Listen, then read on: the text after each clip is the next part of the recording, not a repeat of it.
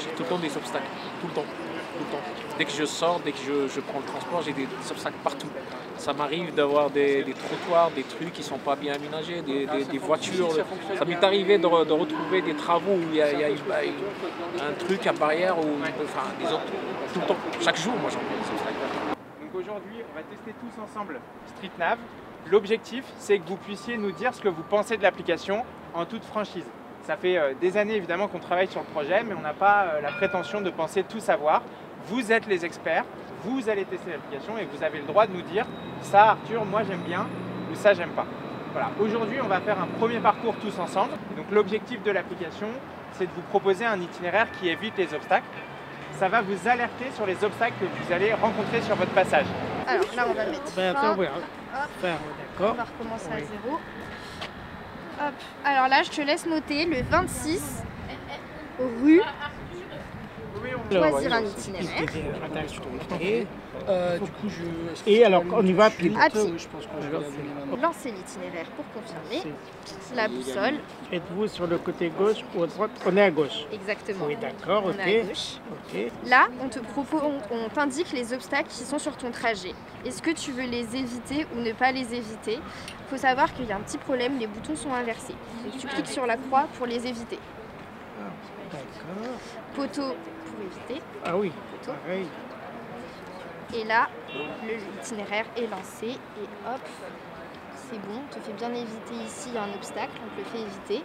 Je vérifie que l'itinéraire fonctionne et là on te refait traverser pour éviter le dernier obstacle. Parfait. Et tout les est bon. obstacles, c'est ça?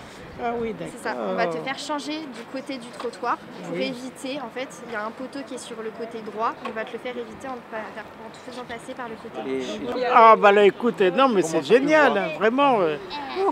J'arrivais pas à me former avec ça, mais là maintenant je trouve ça super bien. Ils te disent, chaque fois qu'il y a un obstacle, ils t'évitent de passer cet obstacle. Ils te cherchent un autre itinéraire. C'est génial. Parce qu'aujourd'hui, dès que tu fais un trajet, tu as forcément un obstacle. Bah bien sûr, bien sûr. Et puis alors, quand on est devant, ben, on est obligé soit de faire marche arrière, ou de changer carrément l'itinéraire. Et qu'il y a une perte de temps, et c'est un parcours de combattant. Aussi, on a des voitures qui garent devant leur pavillon. Et c'est désagréable pour nous.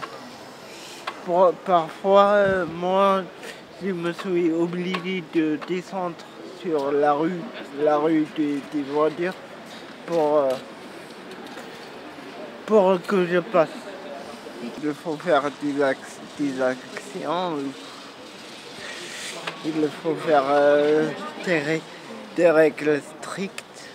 Les gens, les collectivités et les institutions publiques. Aussi, et pas que ça, c'est là même sur les arrêts de bus. Des fois que je me suis obligé de attendre d'autres bus parce qu'il y a des voitures, il y a des camions de livraison, ils garent même l'arrêt de bus, c'est désagréable. Je ne sais pas, on propose quelle solution, mais bref.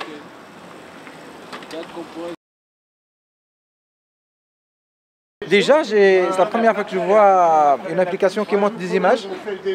Ça, c'est déjà pas mal. En plus, elle propose de choisir le trottoir gauche ou droit. Surtout avec les travaux en ce moment, c'est une vraie galère de se déplacer sur Paris. Et moi, je prends quasiment les transports tout le temps, les transports en commun. Et c'est une vraie galère, surtout quand je me déplace avec mon fauteuil électrique. Avec la trottinette, c'est pas mal quand même. Elle est plus maniable que l'électrique, mais l'électrique, c'est une vraie galère. Ça va faciliter énormément les trajets parce que j'ai utilisé une fois, si je peux faire une petite comparaison avec Google Maps, j'ai coché la case fauteuil et du coup, il ne me propose plus les métros, il ne me propose plus les trains et il ne me propose que des bus. Et ça, je trouve ça vraiment limitatif par rapport au trajet et par rapport à tout ça. Oui. StreetNav fonctionne aussi sur ce principe où on a retiré des profils à mobilité réduite, les transports considérés comme non accessibles. Oui. Mais pour vous, ça, c'est pas un choix pertinent? Vous auriez prévu? Pour moi, ce ne sera pas un choix pertinent parce que je préfère avoir une indication comme quoi le transport il existe mais il n'est pas adapté à 100% et il n'est pas accessible à 100% par rapport à un bus, mais le supprimer carrément, ça limite pour moi, ça me limite les choix et des possibilités pour prendre des transports. Moi j'habite dans le 13e, je travaille à Gennevilliers. Du coup parfois, la dernière fois, avant les JO, au mois de juin, ils ont fermé la ligne 14, je prends que la ligne 14. Et ils l'ont fermé, du coup pour aller à Gennevilliers, je prenais 5 correspondances tous les matins et tous les soirs. Je prends le bus, le RER, après je prends le tram, après je prends le bus et je prends un autre. Et du coup c'était 5 fois, je change 5 fois par jour.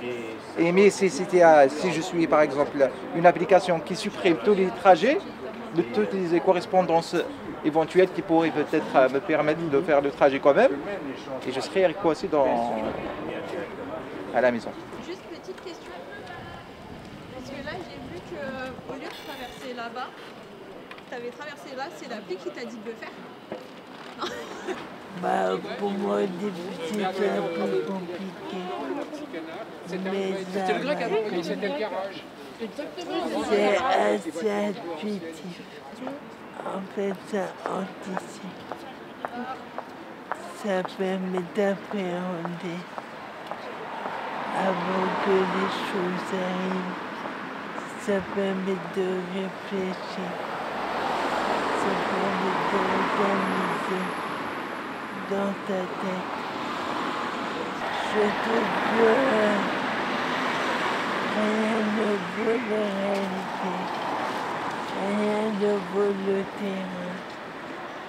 Pour vivre des choses et mieux en parler, mieux aborder, mieux diversifier. C'était super projet. Et je pense que plus il y en aura, et plus ça se sera.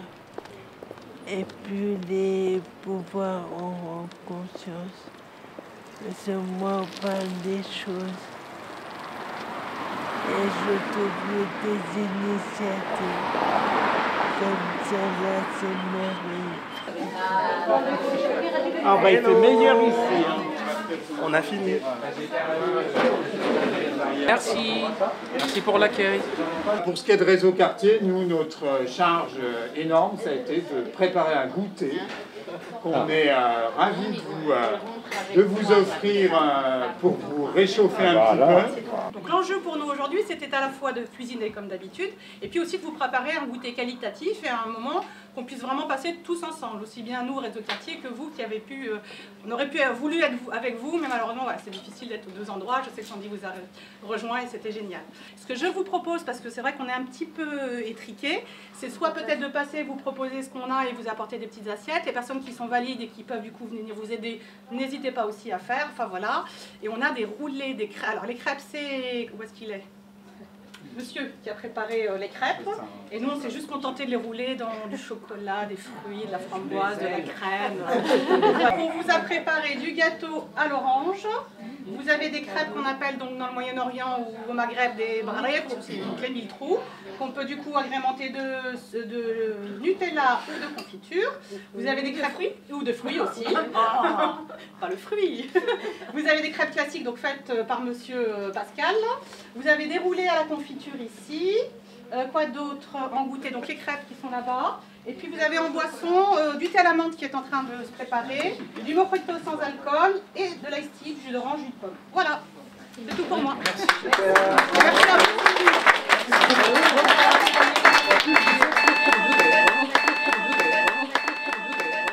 Et vous êtes tous et bien bienvenue dans cette très belle association et on est très heureux de tous vous recevoir. Merci d'être venus. Si un mercredi après-midi, un vendredi après-midi, vous voulez venir cuisiner avec nous, c'est avec plaisir. Avec énormément de plaisir. Et on s'adapte à chacun en fonction des capacités des uns et des autres.